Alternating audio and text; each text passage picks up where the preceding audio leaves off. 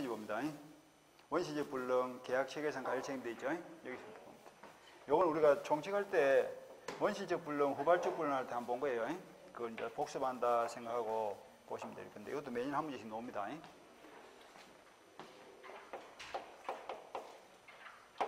서울 사는 갑이 은퇴 이후에 살기 위해서 존집을 한 개 사놨는데 돈이 급해가지고 요걸 서울 사는 을에게 3월 20일 매매하기로 계약을 체결하고 대금 1억에 5월 1일 날 이행을 하기로 했다. 근데 을이 계약 체결하고 나서 집이 어떻게 생겼는가 궁금하죠? 25일 날 시골 갔습니다. 가서 보니까 집이 불타버리고 없어. 요 모양이니까 이행 날짜가 도래했을 때 을이 대금 1억을 지급하더라도 갑이 집을 준다 못 준다? 집을 주는 것이 불능의 상태에 빠진 거예요. 그런데 그 불능이 언제 발생했는가에 따라서 이 매매 계약의 효력이 달라진다 이런 뜻입니다. 이것에 물어보니까 3월 19일 날 불이 났다 하는 거하고 3월 22일 날 불이 났다 하는 거하고 어떤 차이가 있냐? 중간에 몇 월 며칠이 들어갈까? 3월 20일 계약 성립시를 기준으로 해서 그 이전에 불이 나는 바람에 오늘 이행을 못하게 됐다. 그런 불능을 무슨 불능? 이런 불능을 원시적 불능이다 이렇게 표현합니다. 원시적 불능은 계약이 유효다 무효다? 계약 체결 당시에는 집이 있어 없어? 지구상에 없는 집을 사고 팔았으니까 이거는 계약 자체가 무효예요. 무효가 무슨 말인고? 재건 재무가 없다. 따라서 이행진이라면 이행할 필요 없고 이행을 했다면 부당이득 반환을 청구하면 되겠죠. 그런데 그거로 끝날 일이 아니다 말이지. 왜? 어린 3월 25일 날 시골 가면서 손해가 발생해, 피해가 발생했잖아. 비용이 들었죠. 그죠? 비용이 들어서 시골에 갔는데 결국 계약이 무효가 되는 바람에 어린 입장에서는 그 비용 들인 만큼 헛돈을 쓴 꼴이 된 거죠. 그럼 그걸 무슨 손해를 하냐? 어린 왜 시골 갔어요? 계약이 유효하게 체결된 것이라 믿고 계약이 유효하게 체결된 것이라 믿고 시골에 가면서 일당 상당의 밥값, 차비 여러 가지 비용이 됐는데 계약이 결론적으로 무효가 되는 바람에 우리 입장에는 그 신뢰를 통해서 들인 비용만큼 손해가 발생한 거지. 그걸 뭐라 한다? 신뢰 이익 상당액의 손해가 발생했다 이렇게 표현하는 거예요. 그러면 그 손해에 대해서 매도인 갑에게 잘못이 있다면 책임을 져야 되는 거 아닌가? 그럼 매도인은 무슨 잘못했을까? 매도인은 항상 계약을 맺기 전에 목적물의 존재 여부를 확인해 봐야 될 주의무가 있는데 확인을 해봤더라면 하루 전날 불났다는 사실을 알았을 거고 알았더라면 계약을 안 맺을 것이고 안 맺었더라면 을이 시골 안 갔겠죠. 을이 시골 안 갔더라면 비용이 안 들었을 거 아니야. 그러니까 을에게 발생한 손해하고 매도인이 조사 의무를 게을리한 그 부주의 사이에 상당한 인과관계가 있더라. 그럴 때는 그 손해라는 결과에 대해서 원인 제공자인 매도인이 책임을 져야 되는 거 아니냐. 그럼 그 책임이 뭐라 한다?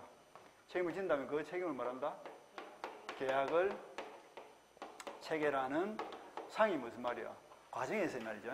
계약을 체결하는 과정에서 매도인의 고의 또는 과실로 매수인에게 손해가 발생했다면 그 손해에 대해서는 책임을 지라. 그래서 이름이 뭐가 됐다? 계약 체결상 과실 책임이 됐는데 그 책임의 범위는 현실적으로 손해가 발생한 것만큼 신뢰 이익 상당액의 손해배상 책임을 집니다. 그런데 이것이 무엇을 넘어설 수는 없다? 이행이익을 넘어설 수는 없어.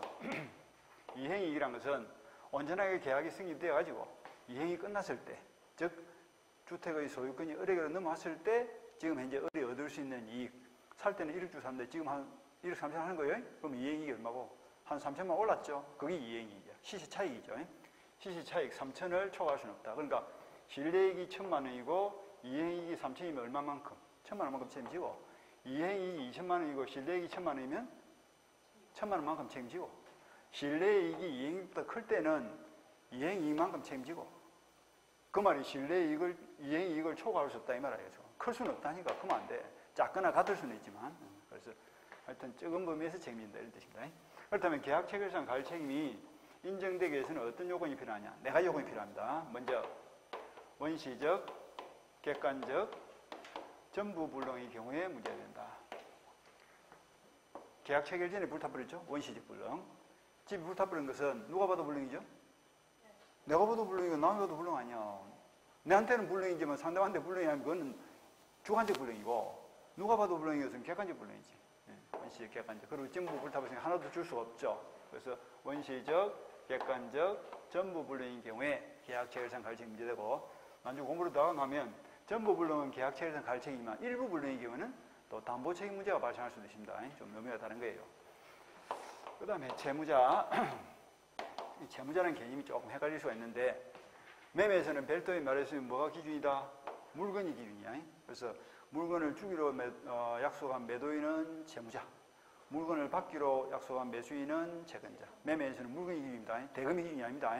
별도의 말했으면 매도인 뭐라고요? 채무자, 매수인은 채권자 이렇게 표현합니다.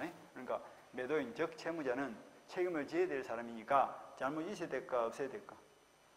책임을 져야 될 사람은 잘못이 있어야 되고 책임을 묻는 사람은 잘못이 없어야 되고 그래 이거 정상 아니야. 나는 깨끗하고 지는 더러워 내가 욕을 할 수 있지. 내고 저하고 똑같은데 내가 욕할 수 있나? 똑같이. 그러니까 이 사람은 고의 또는 과실이 있어야 되고 그 다음에 책임을 묻는 채권자 즉 매수인은 잘못이 없어야 돼. 선의면서 동시에 과실이 없어야 되고 그리고 손해를 배상 청구하기 위해서 손해가 발생해야 될까 안 될까? 손해가 현실적으로 발생을 해야 되고 그래서 요 네 가지 요건이 갖춰졌을 때 인정되는 책임이 뭐다? 계약 체결상 과실 책임이다. 이러면 되겠죠. 요 가지를 이제 보시면 되겠네요. 책을 봅니다. 397페이지 예류의 535조는 쭉 가서 목적이 불능한 계약을 체결할 때에 그 불능을 알았거나 알 수 있었을 자 누굽니까? 매도인이죠. 그 매도인이 상대방 누굽니까? 매수인이죠. 상대방 매수인에 대해서 손해배상 책임을 진다. 이렇게 되어 있으니까 뭐 좀 와닿지가 않다, 그지? 그래서 계약을 체결한 과정에서 매도인의 고의 또는 과실로 매수인에게 손해가 발생했다면 그에 대해서는 책임을 져야 된다. 이 계약 체결상 가르치고요. 그 다음에 이제 내려가서 요건을 바라봅니다. 그거 보니까 1번 요건이 뭡니까? 원시적, 객관적, 전부불능이죠. 이런 현상은 원시적, 객관적, 전부불능의 경우에서 문제가 되는 것이다. 난주 일부 불능은 담보 책임이 되는 거예요. 그 일부 불능은 니은에 보면 담보 책임 문제가 나올 거예요. 그건 지금 볼 필요 없고. 그 다음 내려서 동안에 2번 유책 당사자가 끊고 조금 마음이 별로 안 들지만 유책 당사자 이러지 말고 뭐랄까? 채무자는 유책이 무슨 말입니까? 기책사유가 있어야 된다며 야지. 그러니까 이런 거야. 책임을 질 채무자는 고의 또는 과실이 있어야 되고 무책 상대방 돼 있죠? 상대방은 뭐예요? 책임을 묻는 사람 아니에요? 채권자, 매수인이죠? 책임을 묻는 매수인은 무책, 기책사유가 없어야 된다. 그 말은 고의 또는 과실 반대말은 뭐예요? 선의무과실 아닙니까? 선의무과실이어야 된다. 이런 뜻입니다. 말을 어렵게 돼. 유책 상대자, 모르겠다. 하여튼 그래 알았는 거예요. 유책 상대, 무책 상대 이렇게 말이에요. 넘어가서 그 다음 뭐가 있어야 될까? 한 개 빠진 거. 한 개 빠진 게 뭐예요? 손해 발생해야지. 그러니까 계약 체결에서 과실 책임을 지려고 하면 한 사람은 잘못이 있어야 되고 한 사람은 잘못이 없어야 되고 그리고 손해가 있어야 손해배상 청구할 거야. 손해가 발생해야 되고 어렵게 생각할 거 없어. 언제 발생한다? 원시적 불능의 경우에 일어나는 현상이고 책임을 지는 사람, 책임을 묻는 사람 두 사람이 있을 거 아닌가 봐요. 그럼 책임을 지는 사람은 잘못이 있어야 되고 책임을 묻는 사람은 잘못이 없어야 되고 그리고 현실적으로 손해가 발생해야 되고 이런 네 가지 요건이 갖춰지면 그 손해에 대해서는 책임을 지는데 그 손해가 뭐고 실내이익 상당히 아니가. 그렇게 알고 있습니다. 넘어가서 효과. 둘째 줄. 즉 실내이익에 관한 손해배상을 하여야 한다. 줄치고. 근데 그 밑에 줄. 그 배상액은 계약이 유효함으로 인하여 생길 이익액을 넘지 못한다. 그게 무슨 말이야? 이행이익을 초과할 수는 없다 이 말이죠. 이행이 한도로 한다 하는 말이 그런 뜻입니다. 그 다음 넘어가서 위험부담을 봅니다. 406페이지를 펴세요. 406페이지 위험부담. 요건 요거하고 같이 보셔야 돼. 한꺼번에. 20 올라가서 보면 집이 없어. 이 집에 물어보니까 3월 22일 날 불이 났다 한단 말이지. 자, 읽으면 어떻게 될까? 계약 성립 이후에 불이 나는 바람에 오늘 이행을 못하게 됐다. 그런 불능을 무슨 불능? 후발적 불능. 이런 것을 후발적 불능이다. 이렇게. 후발적 불능은 계약이 유효다 무효다? 계약은 제대로 성립됐잖아. 있는 집을 사고 팔고 아무 문제 없이 체결됐는데 이틀 뒤에 불이 나는 바람에 오늘 이행을 못할 뿐이지 계약 자체가 잘못된 건 아니죠. 그죠? 유효입니다. 유효가 무슨 말이에요? 채권 채무가 발생했으니까 이행을 해야 돼, 안 해야 돼? 그 채무에 따른 이행을 해야 될 거 아니야. 그래서 갑은 어른 돈을 주고 갑은 집을 줘야 되겠죠? 근데 집을 줘 못 줘? 집 못 주잖아. 그러니까 채권자가 돈을 주도 채무자가 집을 못 준다. 채무자가 이행을 못 한단 말이지. 그럼 이행을 못하는 그 채무자에게 잘못이 있냐 없냐를 따져가지고 기책 사유 여부를, 책임 여부를 판단하면 되겠죠. 따져보니까 채무자의 기책 사유가 있더라. 이걸 읽으면 어떻게 될까? 채무자가 자신의 잘못으로 이행을 못한다. 이렇게 하면 되겠죠. 그걸 뭘 하지? 그게 채무불이행 아이가. 채무불이행이 뭐라고? 이거 보라. 채무자가 자신의 잘못으로 이행을 못하는 걸 채무불이행을 한다니까. 나중에 보면 채무불이행이 네 가지가 있죠. 줘야 되는데도 안 주고 있으면 이행지체. 주고 싶도 못 주고 있으면 이행불능. 주긴 주는데 완전하지 못하면 불완전이. 채무자가 주면 채권자가 받아줘야 되는데 받을 능력이 없어서 못 받고 있으면 수령지체. 이건 네 가지가 채무불이행 아니야. 근데 공통점이 뭐라고? 채무자의 기책 사유가 있어야 된다. 잘못으로 인한 것이 된다. 잘못이 없으면 그 채무불이행이 안 되는 거예요. 그리고 채무불이행이 되면 그 뒤처리는 어떻게 할까? 채권자는 채무자 갑을 상대로 매매 계약을 해지할 수도 있고 또 손해가 있으면 별도로 손해배상을 청구해서 금전으로 돈을 받아가면 되겠죠. 그러니까 민사의 끝은 뭡니까? 돈이잖아, 돈. 손해배상은 돈이란 뜻이거든. 돈을 준다 이런 뜻이거든, 손해배상. 맨날 우리가 농담처럼 하는 이야기가 행사사건의 끝은 감옥 가는 거지 뭐. 행사사건은 몸으로 때우는 거고 민사사건은 돈으로 해결하는 게 민사사건이니까 몸이냐 돈이냐 이 차이지. 그러니까 민사사건을 제기할 때는 반드시 뭐가 있어야 돼? 상대방한테 돈이 있어야 돼. 돈이 없는 상대방은 필요 있다 필요 없다. 돈이 없는 상대방을 상대로 해서 소송할 필요가 없지. 돈도 없는 사람한테 뭐라 소송할 끼고. 그러니까 돈이 없는 사람은 용감해 안 용감해? 용감할 수밖에 없지. 내가 소송 당할 이유가 없으니까. 생각을 그래 하면 되지. 그러니까. 그래서 있는 사람은 불안하고 없는 사람은 그냥 막 용감하고 이런 말이지. 돈이 없는 사람은 소송 당할 이유가 없어요. 그렇지 않습니까? 돈이 없는데 뭐 내한테 누가 소송할 거예요? 해도 줄 것도 없고 뺏길 것도 없는데 잃을 것도 없는데. 그렇다. 그래도 가고 싶어요? 가고 싶죠? 봅시다. 보다 여기를 셌다. 그게 이제 채무불이행이야. 장면을 바꿉니다. 채무자의 기책 사유가 없다. 그 말은 무슨 말이냐면 3월 20일 날 불이 났는데 벼락이 때려 불이 난 거예요. 나도 잘못이 없고 상대방도 둘 다 잘못이 없죠. 그럼 어떻게 처리하느냐? 갑의 입장에서는 주택은 벼락이 때려서 날아버렸으니까 없으니까 못 주는 거고 내 잘못이 없으니까 채무불이행이 안 되죠. 그러니까 손해배상 할 것도 없고 그러니까 매수인 을, 즉 채권자 을도 받는 것이 없으니까 돈을 줄까 안 줄까?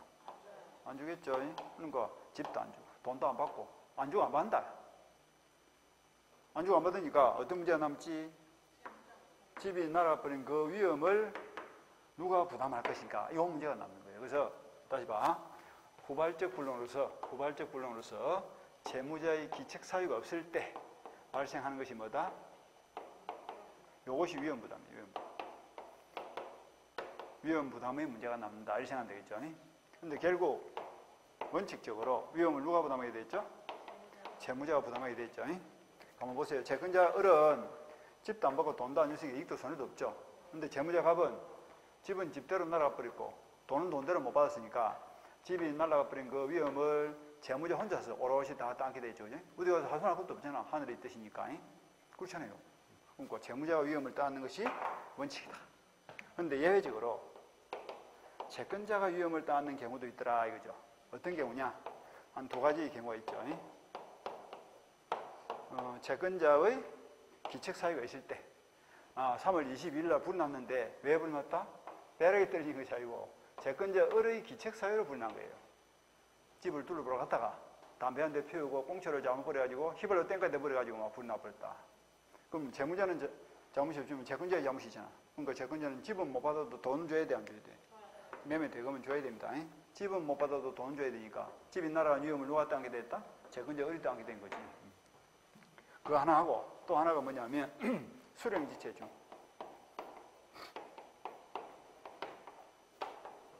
수령지체 중 쌍방의 기책 사유 없이 불이 났을 때. 이 수령지체가 무슨 말이냐면 5월 1일 그 당시까지만 하더라도 집이 있었어요. 그럼 채무자는 뭘 줬을까? 등기수를 정했겠죠? 그럼 채권자도 뭘 주면 될까? 매매 대금을 주고 주는 등기를 받아가면 될 거 아니에요. 근데 이 사람이 돈이 있어 없어? 돈이 없어가지고 주는 등기를 못 받았다가 뭐죠? 수령지체. 채무자가 주면 채권자가 받아줘야 되는데 받을 능력이 없어가지고 등기를 못 받고 있는 거예요. 그러고 있는 와중에 5월 10일쯤 돼가지고 벼락이 떨어졌다든지 안 그러면 이웃집에서 불이 나서 옮겨 붙었다든지 이래가지고 집이 불타버린 거예요. 값도 잘못이 없고 을도 잘못이 없죠. 그러면 이 경우에는 집이 날아간 그 위험을 누가 떠날 것이냐. 만약에 정상적으로 이행이 됐었더라면 5월 10일 현재는 이 집이 누구 집이요? 을의 집이 될 집인데 지금 왜 아직까지 갑의 집으로 돼 있지? 을이 안 받아가기 때문에 갑의 집이 되는 거예요. 그러니까 벼락을 맞더라도 누가 맞아야지? 정상적으로 이행이 된 걸로 치고 을 네가 벼락을 맞아라 이런 뜻이에요. 그러니까 수령지체 중 둘 다 잘못 없이 불이 나빴다 할지라도 이때는 수령을 지체하고 있는 채권자가 잘못이기 때문에 채권자가 위험을 따내야 된다. 그래서 집은 못 받아도 집값은 줘야 된다 이런 뜻이에요. 그런데 벼락 맞은 집이 화재 보험금이 한 5천만 원 나왔어. 그럼 보험금 5천만 원 누가 먹어야 될까? 갑이 집을 안 줌으로 인해 가지고 보험금 5천이 생겼잖아. 그러니까 집값도 받고 보험금도 5천만 원 받고 이러면 지가 이중으로 이익을 보는 거 안 되지. 그러니까 집값은 받았으니까 집을 안 줌으로 인해서 받은 보험금은 어떻게 해? 채권자한테로 상환해야 될 거 아니야. 돈을 줘야 되겠죠? 이렇게 보시면 돼요. 그게 채권자 위험 부담점입니다. 자, 책을 봅시다. 406페이지. 406페이지 위험 부담 양가로 1번 어떤 채무 이행이 줄을 쳐 채무자의 기책 사유 시 불가능하게 된 경우가 있줄 치고 이때 이제 위험 부담의 문제가 발생합니다. 좀 부족한 느낌이 드는데 그냥 보시고 좀 넘어가서 407페이지 보세요. 의의를 봅니다. 쌍무계약에서 당사자 일방이 부담하는 채무가 줄을 쳐 당사자 쌍방이 책임 없는 사유로 이행할 수 없게 된 때에 줄치고 계속 지금 무슨 말이 빠집니까? 후발적 불이행이라는 말이 빠지죠. 계약 성립 이후에 하는 말이 들어가주면 좋겠는데 그 말이 자꾸 빠지고 있다. 그죠? 계약 성립 이후에 일방이 부담하는 채무가 당사자 쌍방의 책임 없는 사유로 이행할 수 없게 된 때 이렇게 하면 더 좋겠지. 이게 무슨 소리입니까? 계약 성립 이후에 3월 22일 날 당사자 쌍방의 책임 없는 사유가 뭐야? 벼락이죠. 벼락이 떨어져가지고 집을 나쁠다. 이때는 갑은 집을 안 주지만 을도 돈을 안 준다. 그게 위험 부담의 문제다. 결국 위험 누가 부담한다? 채무자가 부담한다. 이 소리를 지금 하고 있는 거예요. 그래서 그 채무자는 상대방에 대해서 반대급부를 청구할 권리를 상실하고 이는 채무자 위험 부담지를 정한 것이 예리 되어 있죠. 그러니까 이것도 좀 더 살을 좀 붙이면 어떻게 돼요? 채무자갑은 자신의 급부를 면하지만 상대방의 반대급부도 청구할 수 없다. 이러면 더 좋겠지. 근데 자신의 채무를 면한다. 이렇게 하지 말고 자신의 채무를 면하지만 상대방의 반대급부도 청구할 수가 없으니까 결국 날아간 위험은 채무자가 따는 꼴이 됐다. 이렇게 이제 이야기를 하면 되고요. 그 다음 내려서 요건. 이 사람은 쌍방무책 이런 걸 되게 좋아하네. 그래서 쭉 가서 첫째 줄 같은 머리.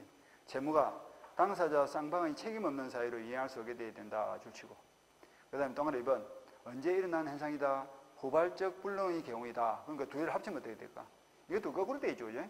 후발적 불능이 앞으로 나오고 쌍방무책이 뒤로 나와야 맞는 말이지. 그러니까 이렇게 보면 되겠지. 그래서 이렇게 보면 돼. 후발적 불능으로서 쌍방의 기책사유가 없을 때 채무자도 기책사유가 없고 채권자도 기책사유가 없을 때 채무자가 위험을 부담한다. 채무자는 기책사유가 없는데 채권자가 기책사유가 있으면 어떻게 될까? 그때는 채권자가 위험 부담이지. 이제 채권자도 잘못이 없고 채무자도 잘못이 없으면 채무자가 위험 부담하고 채무자는 잘못이 없지만 채권자의 잘못이 있으면 채권자가 위험 부담하고 이러면 되겠지. 쌍방이 기책사유가 없으면 누가? 채무자가 위험 부담하고 채권자의 기책사유가 있으면 채권자가 위험 부담하고 채무자의 기책사유가 있으면 채무자의 기책사유가 있으면 그때는 위험 부담이 아니고 채무 불이행으로 가고 이렇게 답을 해야지. 채무자의 기책사유가 있으면 채무 불이행으로 가고 이래야지. 그러니까 문제가 나오면 요건지 막 헷갈리면 안 돼. 연습을 한번 해볼까? 이게 지금 하기는 조금 이런데 공부를 좀 다 하고 막 뒤죽박죽 섞어가지고 물어보고 이래야 되는데 찾아가더라고. 길을 잘 찾아가야 돼. 이거 길을 잘못 들어버리면 틀린다니까. 후발적 불응으로서 채무자의 기책사유가 있다. 그럼 어디로 가야 돼? 채무불이행으로 가서 계약이제 손해배상해야 되고, 후발적 불응으로서 채무자의 기책사유가 없다. 이러면 어디로 가야 돼? 위험부담 일단 들어가서 그 다음에 따지는 거야. 채권자의 잘못이 있으면 채권자가 위험부담하고, 채권자의 잘못이 없으면 채무자가 위험부담하고, 그걸 따지는 겁니다. 채무자부터 먼저 따지는 거예요. 그 다음에 효과를 봅니다. 셋째 줄. 결국 이것도 말을 좀 어렵게 적어놨죠. 채권자가 겁부 위험을 부담 줄치고, 채무자는 대가 위험을 부담 줄치고. 여기 무슨 말이냐면 안 주고 안 받는다는 뜻이에요.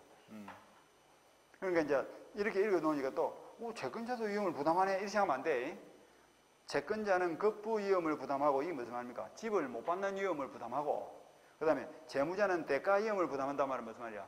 채무자인 매도인은 돈을 못 받는 위험을 부담한다 이런 뜻이에요. 그러니까 결국 집도 못 받고 돈도 못 받고 이런 뜻이라니까. 그러니까 역으로 생각하면 안 주고 안 받는다는 뜻입니다. 그것이. 안 주고 안 받는다 이렇게 쓰면 좋은데, 이게 이제 그렇게 이제 안 주고 이렇게 적어놓은 거예요. 그렇게. 그러니까 또 하나 2번. 채무자가 이미 반대급부를 수령했다면 주시고. 그러니까 안 주고 안 받으니까 받은 계약금은 어떻게 해야 될까? 채무자가 이미 계약금 받은 게 있다면 어떻게? 돌려줘야지, 그거는. 그 밑에 줄 부당이 되게 된다. 그 밑에 줄 따라서 반환하여야 한다. 이렇게 하면 되겠죠. 자, 넘어가. 그 다음에 대상청구권의 말 나왔죠? 대상청구권. 이거는 무슨 소리냐면, 가령 불타버린 존집이 화재 보험이 들어있는데 보험금이 1억 3천만 원이 나온 거예요. 집값은 1억인데 집값보다 보험금이 더 나온 거예요. 이 보험금 1억 3천이 뭡니까? 이게 대상이에요. 대상. 대신 받는 보상금, 대신 받는 금전 기타 보상금 이런 뜻이다. 예? 토지를 매매를 했는데 국가가 수용을 해가 버렸다. 무효. 후발적 불능 아닙니까? 둘 다 잘못이 없죠? 그때도 위험부담 문제가 발생하는데 수용 보상금이 1억 5천이 나왔어. 그것도 뭐야? 대상이 되겠죠. 예? 대상. 근데 어리 그 대상을 받고 싶어. 그럼 어떻게 해? 1억을 줘야 돼, 안 줘야 돼? 1억을 주면서 집 대신 받은 보험금 1억 3천을 내한테 달라. 이렇게 하면 되겠죠. 근데 대상이 9천만 원 나왔어. 그럼 받고 안 받고 싶어? 안 받고 싶죠. 그러니까 1억 안 주고 9천만 안 받으면 될까, 이거. 선택은 누가 가진다? 채권자가 가진다. 그러니까 채권자가 대상을 청구하고 싶으면 자신의 반대급부를 제공하면서 주세요. 이러면 되고, 대상이 적여놓으면 어떻게 해? 안 주고 안 받으면 되고. 대상 청구권. 그래서 첫째 줄 같은 말이, 채무자가 이행의 목적물에 대신하여 이익을 취득하는 경우, 그 이익이 뭐 수용 보상금이 될 수도 있고 하재 보험금이 될 수도 있죠. 그러면 채권자가 채무자에 대해서 그 이익을 청구할 수 있는 권리, 이것이 대상 청구인데, 밑에 보니까 뭐 토지를 사고 파는데 공용 수용이 됐다. 그러면 그 밑에 줄 보상금이 나왔겠죠. 그러면 채권자가 뭐 한다고? 매매 대금을 주면서 수령한 보상금은 내한테 주세요. 이렇게 청구할 수 있겠죠. 그게 대상 청구이다. 그렇게 보십니다.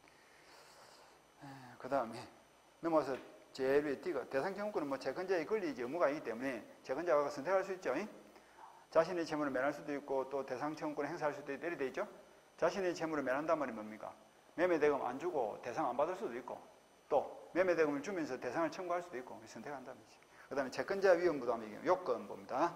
동그라미 두 개를 쫙 치면 돼. 첫째 줄 채권자의 책임 있는 사유로 이행할 수 없게 된 때에 줄 치고 동그라미 1번 적고, 또 한 개 뭐지? 둘째 줄 채권자의 수령지체 중 쌍방의 책임 없는 사유로 이행할 수 없게 된 때에 줄 치고 동그라미 2번 적고, 요 둘 중 한 개의 사유가 있으면 누가 책임진다? 채권자가 위험을 부담해야 된다. 그럼 떠내려서 효과. 채권자가 위험을 부담한단 말은 채무자는 집을 준다 안 준다? 채무자는 자신의 채무를 면하지만 채권자는 돈을 준다 안 준다? 돈을 줘야 되겠죠? 채권자에 대한 반대급부 채권은 여전히 가진다. 돈을 받을 수 있다는 거죠. 채권자한테 손달을 할 수 있는 거예요. 그 다음 이제 셋째 줄 내려서 매수인의 기책 사유로, 이 이제 책을 보면 뭐 매수인을 했다가 채권자를 했다가 뭐 이런 게 헷갈리죠. 매수인이 무슨 말이에요? 채권자의 채무자. 매수인이 채권자의 채무자야. 채권자. 매수인 옆에다 가로 채권자를 좀 넣겠지. 채권자의 기책 사유로 인한 불능으로 목적물 인도 의무를 면하고 그에 따라 송부비용을 전략하였다면 되는데, 송부비용이라는 불확실한 단어를 쓰지 말고 뭐라고? 아까 화재보험금이 5천만 원 나왔다. 채권자의 의뢰 잘못으로 집에 불이 나는 바람에 화재보험금이 아까 5천만 원 나왔죠, 그죠? 근데 5천만 원은 그럼 누가 먹을 것이냐? 집값을 채무자가 다 받았으니까 받은 5천만 원 채권자한테 돌려줘 안 돌려줘? 돌려줘야지. 집값 다 받았으니까. 그래서 그런 이야기입니다. 송부비용은 사지 말고. 화재보험금이 나왔다면 그 금액은 매매에 대해서 공제되어야 한다 하지 말고 뭐라고? 채권자에게 상환되어야 한다 이러면 되겠죠. 그러니까 5천만 원이 나왔으면 이제 어떻게 할까? 채권자 입장에서 1억을 줄까 5천만 줄까? 실제로는 상계 처리하고 5천만 주겠지. 1억을 주고 5천을 받고 이게 정상인데 5천 주고 5천 안 받으면 될까 아이가? 그래도 되고. 이 책에 말하는 바가 그 말이에요. 면한다 말 그런 뜻입니다. 면한다. 말이 좀 어려워. 전반적으로 어렵다. 그 다음 여기까지 보시고 그 다음 앞으로 돌아옵니다. 돌아와서 자, 동시행 항변권을 봅시다. 동시행 항변권.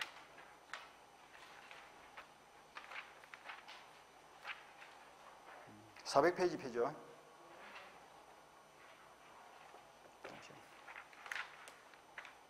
이 동시행 항변권도 요건 3개를 잘 보셔야 돼. 요건 3개.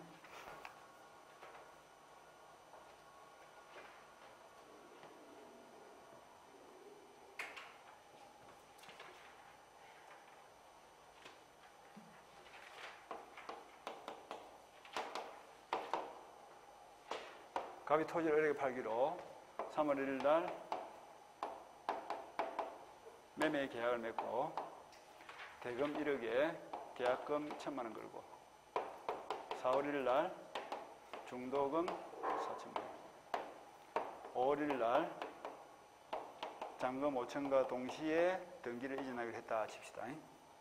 드디어 이행날짜 된 거예요.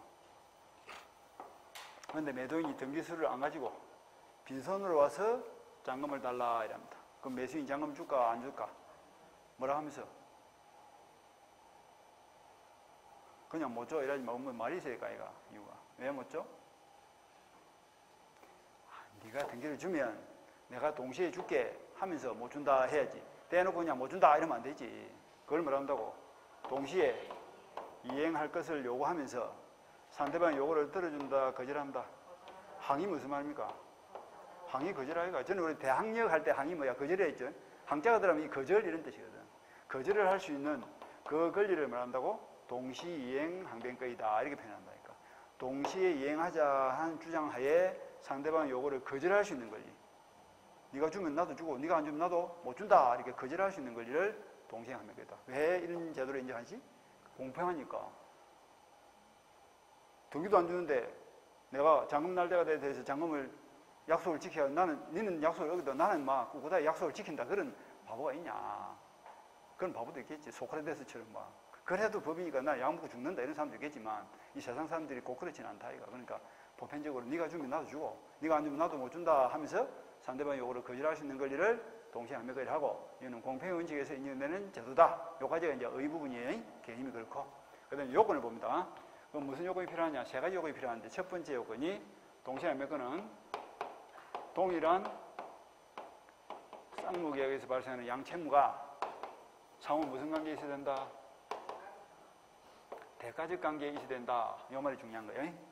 쌍방 모두가 채무를 지고 그 채무가 동일한 계약 관계에서 발생했는데 대가성이 있어야 된다. 그러니까 매매처럼 잔금을 주는 것과 등기를 주는 것은 매매라는 동일한 계약에서 발생했고 대가성이 있기 때문에 주면 주고 네가 안 주면 나도 안 준다. 그런 관계가 되어야 동시에 항변권을 행사할 수 있다. 그러니까 두 사람이 채무를 지더라도 동일한 계약 관계가 아니고 별개의 계약으로부터 발생한 채권 채무라면 이거는 개연성이 없기 때문에 동시에 관계에 돼야 안 돼. 안 되는 규칙이에요. 그 다음 두 번째 요건이 상대방의 채무가 변제기에 도래해야 됩니다. 자, 4월 1일 날 중도금 날짜가 된 거예요. 갑이 와서 중도금을 달라 합니다. 그럼 우리 네가 등기를 주면 내가 동시에 중도금을 줄게 말이 돼 안 돼? 아무 생각이 없어 지금. 아주 시간 너무 멀었구만. 중도금 주세요 여러분 줘야지. 네가 등기를 주면 내가 중도금 줄게 말이 돼 안 돼? 안 되지. 상대방이 등기 날짜는 아직 한 달에 남아있구만. 상대방이 변제기가 됐다 안 됐다? 아직 변제가 안 됐잖아. 그때는 동시행을 주장하면 안 된다니까. 내가 먼저 줘야지. 그러니까 중도금까지는 어리 먼저 줘야 돼. 그러니까 먼저 줘야 될 사람은 동시행 항변권이 있다 없다? 없다. 동시에 이행하자 하면서 거절할 수 없다니까. 동시행 항변권이란 말이 어려우면 거절권 이렇게 생각하면 돼. 거절할 수 없다 이 말이지. 중도금 달라 하면 줘야지. 네가 등기를 주면 내가 줄게 하면서 거절할 수 없다니까. 그러니까 상대방 이행기가 도래해야 되는데 상대방의 채무가 아직 변제기가 도래하기 전에는 동시행을 주장할 수 없어요. 그러니까 5월 1일 되면 뭐야? 나도 변제가 됐고 상대방도 변제가 됐으니까 그때는 뭐니까 이행기가 둘 다 이행기가 도래했으니까 이제 뭐야? 주라 이러면 등기 주면 나도 주고 등기하면 나 못 준다 이렇게 되지만 잔금하고 등기는 동시행관계지만 중동하고 등기는 뭐야? 동시행관계 아니잖아 지금. 그러니까 다르게 표현하면 먼저 줘야 될 사람 선이행 의무자는 동시이행 항변권을 행사할 수가 있다 없다?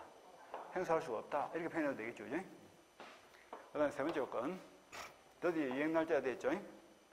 상대방이 등기 서류를 줍니다. 등기 서류를 딱 주면서 돈 달라. 그럼 넌 줘야 돼 안 줘야 돼? 줘야지. 거절하면 돼 안 돼? 안 돼. 그러니까 상대방이 이행 제공이 있을 때는 동시행 항변권을 행사할 수가 없고 동시행 항변권을 언제 행사한다? 상대방의 이행 제공이 없을 때. 상대방의 이행 제공이 없을 때 그때 동시행 항변권을 행사할 수 있다. 그래서 이 세 가지 요건을 이제 봅니다. 요건이 중요한 거예요. 그래서 책을 봅니다. 양가로 2번부터 봅니다. 의 부분의 양가로 2번. 동시행 항변권은 주로 쌍무계약에서 상대방이 그 채무 이행을 제공할 때까지 자신의 채무 이행을 거절할 수 있는 당사자의 권리를 말한다. 이 거절권입니다. 이 거절권이다. 동시이행 항변권은 공평의지선에 있는 데는 거절권이다. 내려서 발생 요건. 양가로 1번. 하나의 쌍무계약에 기하여 발생한 대립하는 채무의 존재. 이렇게 되어 있죠. 하나의 쌍무계약이나 뭐 동일한 쌍무계약이나 같은 말이죠. 동일한 쌍무계약에서 발생하는 양채무가 어떤 관계에 있다? 대립하는 이 말은 뭐야? 대가적 이런 뜻입니다. 대가적 관계가 있어야 된다. 이렇게 봅니다. 대가적 관계. 그래서 넘어가서 대가적 관계가 있어야 된다. 그래서 401페이지 제일 위에 보니까 뭐 하나의 쌍무계약에서 발생한 것이 하고 또 두 채무는 계약의 목적상 서로 대가 관계에 있어야 한다. 이러면 되죠. 말이 어려워. 서로 구속하는 관계에 있어야 하는데 이러면 또 어려워지잖아. 말이. 그러니까 대가 관계에 있어야 한다. 따라서 줄을 칩니다. 쭉 가서 각각 별개의 계약으로부터 발생한 채무라면 이거는 대가성이 있어 없어. 없기 때문에 동시항변권이 인정되지 않는다. 그 다음에 동그라미 3번. 동그라미 3번 앞에도 글자를 하나 적으세요. 당사자 변경 이렇게 적으세요. 동그라미 3번 앞에다가 당사자 변경. 그냥 간단하게 당사자가 변경되더라도 이러면 간단한 이야기를 이도 말이 좀 어렵게 돼 있어. 쌍무계약의 당사자 사이에 하나에 인정되는 것이 아니며 채권이 양도되거나 채무가 인수되더라도 동일성이 인정되는 한 동시행항변권은 존속한다. 이렇게 읽었다고. 좀 더 쉽게 말하면 채권 양도 채무 인수 등으로 이게 중요한 게 아니고 그거를 통해서 뭐가 됐다고? 당사자가 변경이 되더라도 그 말이 들어가줘야 돼. 채권 양도나 채무 인수나 상속이나 사유는 뭐 부지기수로 많잖아. 여러 가지 어떤 사유든 그 사유가 중요한 게 아니고 그 사유로 인해서 무슨 결과가 발생했다. 당사자가 변경이 됐다. 사람이 바뀌었단 말이야. 사람이 바뀌었다 할지라도 채무의 동일성만 유지된다면 동시행항변권은 존속한다. 당사자의 변경이란 말이 중요한 거야. 당사자의 변경. 이건 무슨 이야기냐 봅시다. 지금 이제 4월 1일 날 중도금 받고 나서 갑이 4월 한 10일쯤 돼가지고 사망을 해버렸어. 그럼 사망과 동시에 뭐가 될까? 상속이 계시되는데 그에게는 A라는 자식이 한 명 있더라 이 말이죠. 상속인이. 지금 요리되어 있는 상태입니다. A라는 자식이 있다. 그리고 요런 자식이 이제 뭐야? 5월 되니까 어를 찾아와서 생전 내 아버지한테 주기란 5천만 원 주세요 했겠죠. 그럼 어른 갑에게 했듯이 갑의 아들한테도 말한다. 네가 등기를 주면 내가 동시에 잔금을 줄게 돼야 안 돼요? 된다고. 죽은 아버지나 상속받은 자식이나 채권 채무가 똑같아 해달라.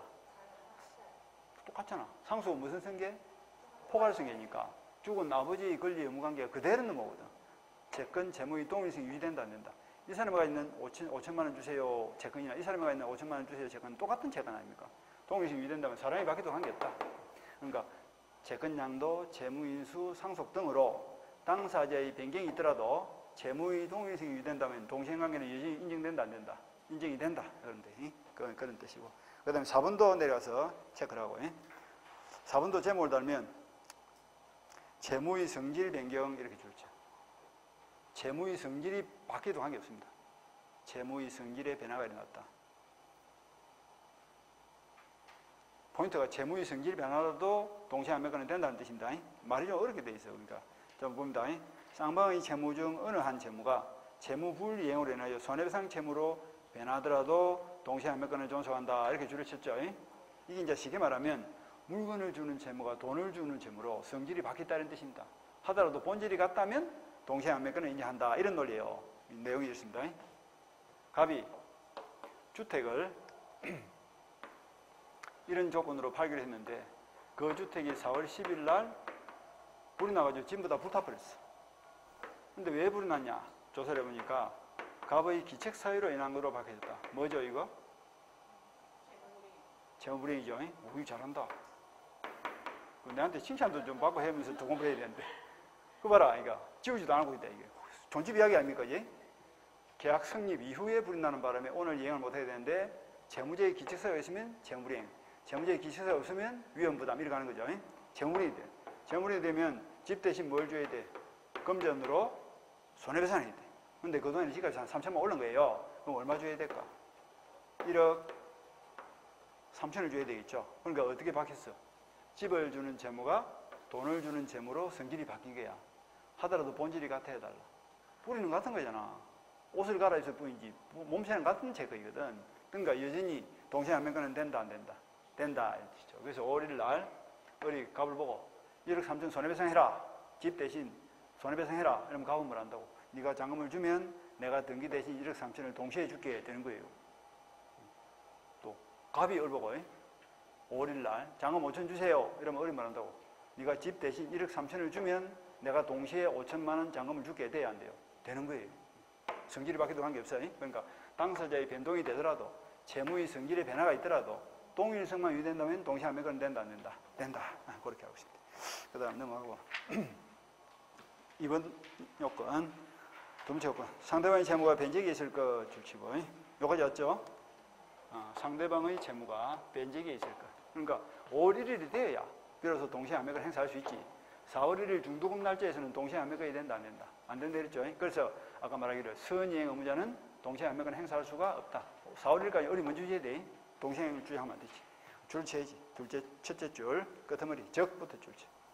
동그라미는 적 선이행 의무를 부담하는 당사자는 동시행매권이 없다 줄 치고. 그런데 동그라미 2번 내려가면 예외가 있습니다. 선이행 의무자를 할지라도 예외적으로 동시행매권이 인정되는 경우가 있어. 어떤 경우냐? 니은부터 봅니다. 403페이지 제일 위에 불안의 항변권 줄치고. 불안의 항변권. 네가 불안해서 내가 먼저 못 주겠다는 뜻이야. 자, 3월 1일 날 매매 계약을 체결하면서 매수인이 매도인에게 부탁하기를 내가 가진 돈이 5천만 원밖에 없다. 그러니까 중도금 받고 4월 15일 날 네가 등기를 먼저 넘겨주면 내가 소유권을 취득해서 잔대금 대출을 받아가지고 보름 뒤에 잔금 5천 원 줄게 하니까 매도인이 매수인을 믿고 그렇게 해라 이랬던 거예요. 그러니까 등기 이전과 잔금 지급은 동시행한 게 다 아니다. 아니죠. 등기를 먼저 주면 잔금은 보름 뒤에 주기로 한 거야. 지금 등기가 선이행이야. 선이행이야. 그래서 이제 우리 중도금을 4월 1일 날 지급하고 법원으로부터 4월 10일쯤 돼가지고 우리 지금 법원으로부터 파산 선고를 받아버렸어. 파산 선고가 4월 10일 내려줬고 그리고 5월 뒤에 우리 갑에게 등기받으러 간 거예요. 가서 뭘 했을까? 내가 약속대로 중도금을 줬으니까 너도 약속대로 등기를 달라. 약속은 그래 한 거 아니야. 했는데 갑이 가만 보니까 지금 우리 상태가 어때? 파산 상태죠. 내가 등기를 주본들 담보대출이 돼야 하는데 안 되는 거예요. 파산자에 있어서는 법원이 선임하는 파산관쟁이 관리하지 어리 관리하는 게 아니거든. 그럼 어리 명의로 등기가 딱 넘어가자마자 파산관쟁이 그 등기를 압류해서 개면 넣어가지고 파산 채권자들한테 분별해버리겠죠. 원천적으로 담보대출이 안 되는 거예요. 그럼 잔금 5천 받아 못 받아? 못 받을 게 뻔하잖아. 그런데도 불구하고 아까 소크라테스처럼 약속을 했으니까 내가 죽어도 지켜야지. 그런 바보가 있을까? 없지. 그러니까 이제 가히 뭐라 할까? 등기 달라 이러면 뭐라 할까? 내가 약속은 잔금 받기 전에 등기를 먼저 주기로 했지만 네 상태가 불안해서 내가 먼저 못 주겠다. 그러니까 네가 잔금을 주면 내가 동시에 등기를 줄게 하고 준다 못 준다. 거절할 수 있는 거예요. 동시행을 주장하면서 이 등기 이전을 거절할 수 있다는 거지. 이게 불안해 하는 거지. 먼저 주기로 한 사람도 있다는 거절할 수 있는 거야. 네가 불안해서 못 주겠다 이런 뜻이지. 그래서 읽어봅시다. 쌍무계약의 당사자 일방이 선이행 의무를 부담한다 해도 그렇죠. 상대방의 이행이 곤란한 현저한 사유가 있다. 신용불안, 재산상태 악화, 뭐 파산 이런 거죠. 그때는 뭐가 된다고? 동시행항매권이 발생한다. 그래서 선이행 의무를 부담하는 당사자도 상대방이 자신의 채무에 관하여 이행 제공할 때까지, 즉 잔금을 줄 때까지 등기 못 줍니다. 이렇게 거절할 수 있는 거예요. 그다음 앞으로 돌아서 기억봅니다. 기억이 상당히 중요한 판례예요. 상대방 채무의 변제기 도래에 되어 있죠. 요거 좀 살을 붙여 읽으면 선이행 의무를 지체하고 있는 중에 상대방 채무가 변제기에 도래되면 되겠죠. 지금 우리가 포인트가 뭐예요? 선이행 의무자라도 동시행 한명권 행사할 수 있는 예외를 지금 보고 있죠. 그래서 선이행 의무자라도 줄을 쳐. 선이행 의무를 이행하지 않고 있는 동안에 상대방 채무의 변제가 도래하면까지 주셨죠. 이게 무슨 이야기냐면 아까 4월 1일 날 중도금 주고 5월 1일 날 잔금과 동시에 등기 주기로 했죠. 근데 4월 1일 날 중도금 안 주고 있는 거예요. 채무불이행이다 아니다. 채무불이행이죠. 약속을 어겼으니까. 그리고 있는 와중에 날짜가 넘어가가지고 지금 이제 5월 15일이 됐다. 그럼 5월 15일 현재는 내도 중도금 안 주고 있지만 상대방도 등기를 주고 있다 안 주고 있다. 상대방이 등기 전 날짜도 보름이 넘어버렸어. 이걸 읽으면 어떻게? 선이행 의무를 지체하고 있는 중에 상대방의 이행기도 도래되어 버렸다. 이렇게 읽으면 되겠죠. 그런데 15일 날 갑이 어른을 찾아와서 한 달 보름 전에 주기로 중도금을 달라 이렇게 된 거예요. 그럼 이때 을이 순순히 주도 되겠지만 을이 뭘 할 수도 있다고. 내도 중도금 안 주고 있지만 네가 등기를 줘야 될 날짜도 넘어와 버렸으니까 내가 중도금을 먼저 못 주겠다. 같이 맞교환하자 말이죠. 그래서 네가 등기를 주면 내가 중도금, 잔금, 한 달치 지연 배상을 동시에 줄게 이렇게 주장할 수 있다 이런 뜻이에요. 네가 등기를 줘야 될 날짜가 넘어왔으니까 내가 잔금을 먼저 줄 것이 아니고 네가 등기를 주면 중도금, 잔금 그리고 4월 1일부터 5월 1일까지는 중도금을 안 주고 있는 것 자체가 채무불이행이니까 그 채무불이행에 따른 지연 손해배상금, 한 달치 지연 손해배상금을 동시에 줄게 이렇게 할 수 있다. 그런데 문제는 이겁니다. 5월 1일부터 나도 잔금 안 주고 있고 지도 등기를 안 주고 있고 보름 넘어버린 거 아니야. 보름 넘어버렸죠. 그러면 동시행 관계에 들어가 버리면 둘 다 안 주고 있다라도 이건 나빠요 안 나빠요? 안 나쁘지. 왜 안 주노 이러면 뭐라 그래? 그래. 네가 안 주고 나도 안 주는 거야. 이제 잘하네. 그렇게 항변할 수 있는 그 정당성이 있기 때문에 둘 다 안 주고 있는 상태, 즉 동시이행 관계에 들어가면 둘 다 안 나쁘다 볼 수 없어. 그래서 채무불이행 중에서도 이행지체가 이게 안 됩니다. 이행지체가 제대로 효과가 발생하고 채무불이행이 안 되니까 그 채무불이행에 따른 지연배상을 할 필요가 있다 없다. 지연에 따른 손해배상을 할 필요도 없는 거예요. 그러니까 4월 1일부터 5월 1일까지는 채무불이행이니까 손해배상 문제가 발생하지만 동시이행 관계에 들어가 버리면 둘 다 안 주고 있더라도 둘 다 나쁜 사람이 아니에요. 동시이행 합의권은 정당한 근거에 의해서 거절을 하고 있기 때문에 따라서 채무불이행이 안 돼. 위법성이 있기 때문에. 위법성이 없으니까 채무불이행도 안 되고 채무불이행이 안 되니까 채무불이행에 따른 손해배상도 할 필요가 없다. 그렇게 이러면 되죠. 그래서 다시 본다. 내가 중도금 안 주고 있는 상태에서 상대방의 등기 날짜도 넘어와버렸다. 근데 상대방에서 중도금을 달라. 그럼 중도금을 안 주고 있는 을도 뭐라 주장한다. 선이행 의무자도 동시행을 주장할 수 있다니까. 내가 중도금 안 주고 있는 상태에서 니도 변제 날짜 넘어왔으니까 네가 등기를 주면 내가 중도금, 잔금, 한 달치 손해배상을 동시에 줄게 이렇게 하면서 거절할 수 있는 거야. 일단 선이행 의무자도. 중요한 판례예요. 자, 그래서 그 밑에 판례 박스를 봅니다. 판례 박스. 까만 글씨 보겠습니다. 까만 글씨. 매수인이 선이행 의무 있는 중도금을 지급하지 않았다 하더라도 그 밑에 줄 잔대금 지급기일이 도래하여 잔대금 지급기일이 도래했다는 말은 상대방이 등기 이전 날짜가 왔단 말이죠. 도래되다 같은 말이에요. 도래하여 그때까지 중도금과 잔대금이 지급되지 아니하고 잔대금과 동시행관계에 있는 매도인의 소유권 있는 도로에서 제공될 시기를 했다.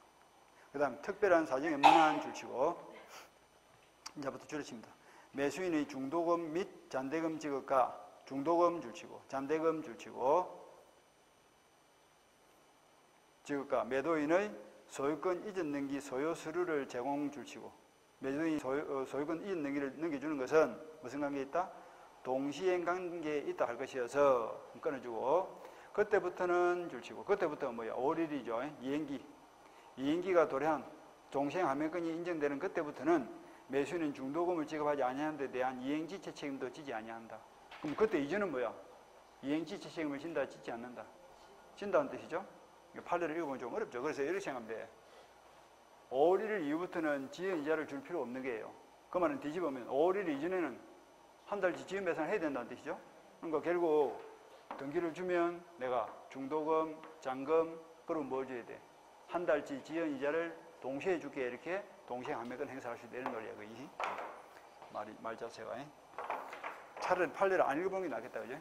읽어보니까 더 헷갈려. 그러니까 내가 중동 안 죽는 상태에서 상대방이 이행기가 들어가면 선의의 의무자도 동시행을 주장할 수 있는데 그 내용이 네가 등기를 주면 내가 3개를 한꺼번에 줄게 하면서 못 준다 이렇게 버틸 수 있단 말이에요. 그렇게. 그 다음에 넘어서 큰 타이틀 03번 위에다가 양가로 3번 적고 판례가 요건 한 개 빠졌죠? 상대방의 이행 제공이 없을 거 적어놓고 양가로 3번 적고 요걸 한 개 적으라고. 3번 적고 상대방의 이행 제공이 없을 거 적었죠? 적고는 어디로 넘어가냐 하면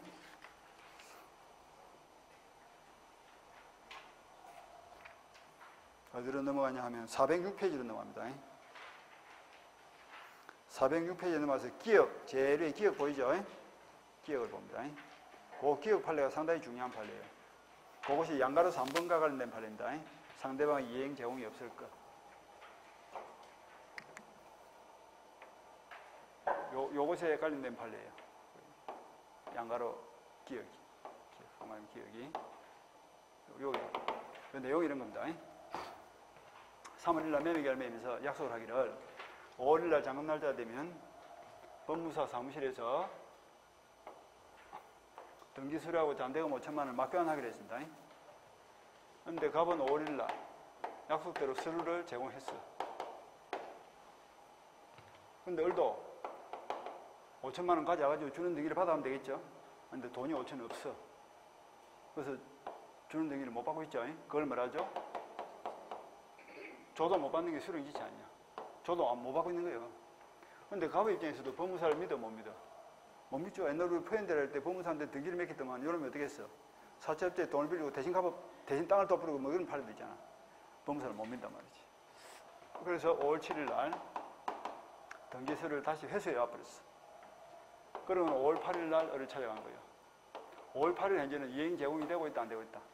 안 되고 있죠. 가서 일주일 전에 주기로 5천을 달라 했단 말이지. 그럼 을은 한 번 수령지지에 빠진 자를 할지라도 지금 현재 상대방의 이행 제공이 계속되지 않고 있다면 등기수를 지금 제공 안 하고 있다는 거예요. 계속되지 않고 있다면 여전히 뭘 주장한다? 동시행 한매권 행사할 수 있어. 네가 등기수를 주면 내가 동시에 잔금 5천을 줄게 이렇게 할 수 있다. 그러면 을의 갑의 입장에서는 을이 가지고 있는 동시에 한매권을 저지하기 위해서는 어떻게 해야 될까? 서류를 찾아가야 될까? 계속 제공해야 될까? 서류 제공을 계속 해야 되는 거예요. 서류 제공이 해소해버리면 안 된다 이 말입니다. 그래서 읽어봅시다. 기억. 쌍무계약의 당사자 일방이 줄였죠. 먼저 한번 현실의 제공을 하고 상대방 을을 수령지체에 빠지게 하였다 하더라도 그 다음이 핵심입니다. 그 이행의 제공이 계속되지 않는 경우는 이 말이 중요한 거예요. 등기수를 일주일 만에 찾아버렸죠. 그러면 그 다음날 찾아간 거죠. 과거에 이행의 제공이 있었다는 사실만으로 상대방이 가지는 동시행 한매권이 소멸하는 것은 아니다. 그러니까 여전히 을도 네가 등기수를 주면 내가 잔금 5천을 줄게 할 수 있다 없다? 있다 이 말이에요. 버틸 수 있는 거예요. 그 판례 자체이시고.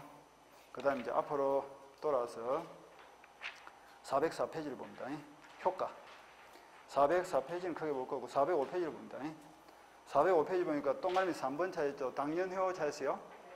당연효. 이게 무슨 말이냐면 당연효 밑에다 가로 열고 존재효 돼 있죠. 그하고 같이 연결시킨 거고 당연효나 존재효나 같은 말이야. 무슨 말이냐면 5월 1일이 됐다. 그럼 니도 주고 나도 주고 동시에 줘야 되죠. 동시 이행관계에 들어간 거야. 근데도 안 주고 있고 이놈도 안 주고 있고 둘 다 안 주고 있으면 둘 다 뭘 가지고 있다? 동시행 한매권이라는 권리가 생겼죠. 주라 이러면 네가 주기 전까지 나도 못 준다 이렇게 거절할 수 있는 권리가 생겼잖아. 이행날짜가 돌아오면 쌍방간에 뭐가 생긴다? 동시행 한매권이 존재하는 거죠. 그런데 동시행 한매권이 존재하는 그 자체만으로 발생하는 효력이 뭐다? 존재효예요. 그리고 당연효란 말을 왜 쓰고 있냐? 존재하는 것만으로 당연히 효력이 발생하기 때문에 굳이 주장을 할 필요가 있다 없다? 법원에 가서 주장을 하지 않더라도 존재하는 것만으로 당연히 발생한다 이런 뜻이. 그래서 당연효가 된 거야. 이름이 같은 거야. 존재효나 당연효는 같은 말인데 그러면 당연히 발생하는 효력이 뭐다? 아까 봤어. 채무불이행이 돼야 안 돼. 안 주고 있으면 둘 다 나쁘다고 볼 수 없죠. 그러니까 채무불이행 중에서도 이행지체가 안 되는 거야. 안 주고 있더라도 이행지체가 안 된다고. 이행지체가 발생. 그래서 줄을 쳐. 기억, 지체 책임, 면제효 줄 치고. 지체 책임이 면제되는 뭐가 발생한다고? 효력이 발생한다 이 말이죠. 이행지체가 안 된다. 이행지체가 안 되기 때문에 손해배상 문제도 발생한다 안 한다? 손해배상 문제도 발생하지 않습니다. 그래서 그 둘째 줄 보니까 둘 다 안 주고 있으면 이행기에 이행을 하지 않더라도 그것만으로 채무불이행이 되지 않고 정당성이 있죠. 그죠? 채무불이행이 안 되기 때문에 그에 따른 손해배상도 할 필요가 있다 없다? 책이 안 나 있더라도 당연히 손해배상도 할 필요가 없어요. 아까 여기서 봤다 이거. 5월 1일 이후부터는 그 지연배상 할 필요 없다고. 돈 안 주고 있더라도 지연배상이 있다고. 그럼 상대방을 이행지체에 빠뜨리려면 어떻게 해? 내가 이행을 제공해야 됩니다. 이행을 제공하고 상대방 안 주고 있으면 그건 이행지체 되겠죠. 그죠? 끝까지 보고요. 밑에 상계금지효는 아주 천천히 볼 거예요. 그 다음 올라가서 동아리 이번에 상한 판결 돼 있죠. 이것도 엄격히 말하면 상한 판결이 아니고 상한 이행 판결입니다. 올라가서 405페이지 제일 위에 동아리 2번 상한 판결을 뭐라고? 상한 이행 판결, 상한 급부 판결 이름이 3개야. 원고 일부 승소 판결. 이제 그건 무슨 말인가 이제 봅시다.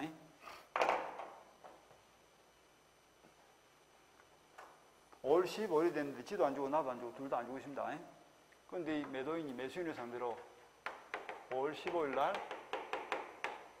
소송을 제기했어요. 뭐라고? 판사님 저놈이 잔금 날짜 넘었는데 잔금 안 줍니다. 잔대금 지급 청구 소송을 제기했다. 그럼 소를 제기한 사람 이름이 뭐지? 원고. 소를 제기당한 사람 이름이 피고가 되겠죠. 피고가 이제 법원에 불려간 거야. 판사가 얼굴 물어보겠죠. 너는 왜 잔금 날짜가 넘었는데 돈 안 주냐? 했을 때 피고가 동시행항변권이 존재함에도 불구하고 주장을 하지 않으면 진다 이긴다. 지는 거예요. 우리나라는 재판이 변론주의, 처분주의를 취하기 때문에 법원은 당사자가 주장하는 것만 판단하지 주장하지 않는 건 판단하지 않습니다. 그럼 그 사람이 법원에 처음 가가지고 바짝 쫄아가지고 뭐랬다고? 판사님 죄송합니다. 일주일만 말미를 주면 내가 돈을 빌려서라도 5천만 원을 드리겠습니다. 잔금 5천만 원 지급하겠습니다. 했단 말이지. 그럼 판사는 답답해 안 답답해? 답답하죠. 어리 동시행 항변권을 주장하면 이기도록 할 텐데 동시행 띠긋자도 이야기를 안 한단 말이지. 그럼 답답한 판사가 어를 보고 동시행 항변권을 주장하세요. 이렇게 가르치면 돼 안 돼? 가르치면 안 돼. 판사는 스포츠 게임의 심판과 같기 때문에 경기에 간이하면 안 돼. 소송도 일종의 경기죠. 치고받고 싸우는데 그 복싱 경기를 하는데 지가 마음에 든다 이거 한쪽 잡아주고 이러면 되나 안 되지. 때리라 이러면서 팔을 딱 잡아주고 있고 이러면 안 되지. 똑같은 이치야 이거. 그러니까 가르치면 막 뭔가 난리 날까 이거 막 돈 먹었다 하고 난리 날까. 그러니까 답답해도 못 가르쳐. 그러니까 어른 뭐야? 지는 거예요 그냥. 이길 사건도 진다.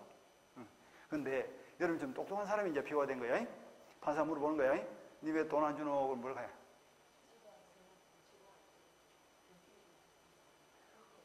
우리하고 똑같은 거 아이가 그럼 뭐. 똑똑하게 이야기해봐. 그래. 지가 안 주니까 나도 안 줍니다 이런다고? 그러면 되는 거야. 판사 보고 지가 안 주니까 나도 돈을 안 주는 거 아닙니까? 이러면 된다. 그럼 판사는 더 똑똑해. 그러니까 피고가 민법 536조 1항의 동시행 항변권을 행사합니다. 텔레비 노동처럼 그렇게 할 필요는 없다니까. 몇 조 이렇게 덜먹일 필요는 없고 그냥 저쪽에서 안 주니까 나도 그냥 돈을 안 주는 거 아닙니까? 이러면 판사가 저 사람이 동시행 항변권을 주장하는구나 알아듣고 무슨 판결을 내려준다? 예.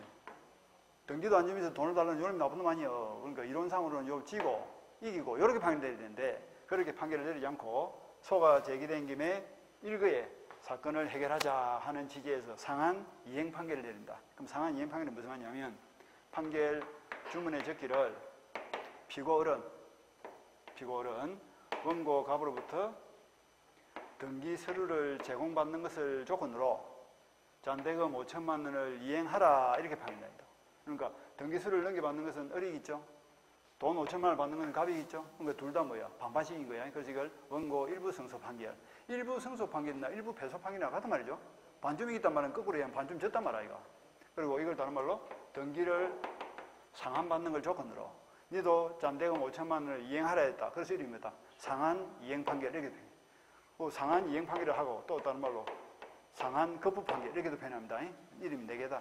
상한 이행 판결, 상한 급부 판결, 일부 승소 판결, 일부 패소 판결. 어떨 때 그런 판결을 내려줘?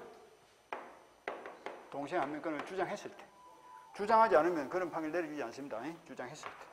그래서 올라가서 셋째 줄 봅니다. 둘째 줄 같은 거부터 줄 주면 되겠다. 피고가 이를 주장하는 경우에는 줄치고 피고가 이제 소송에서 동시에 함백을 주장한 거야. 그럴 때는 법원은 피고는 원고로부터 그 의무 이행을 받은과 동시에 등기를 넘겨받은과 동시에 자기 의무를 이행하라 의무야. 대금 5천만 원을 지급하라 이렇게 상한 이행 판결을 내려주는 거예요. 주장하지 않으면 지는 겁니다. 그것까지 보시죠. 끝까지 보겠습니다. 그 다음에 넘어가서 위험부담은 아까 봤고 조금 쉬었다가 410페이지 제3자를 이야기할 겁니다. 좀 쉬었다.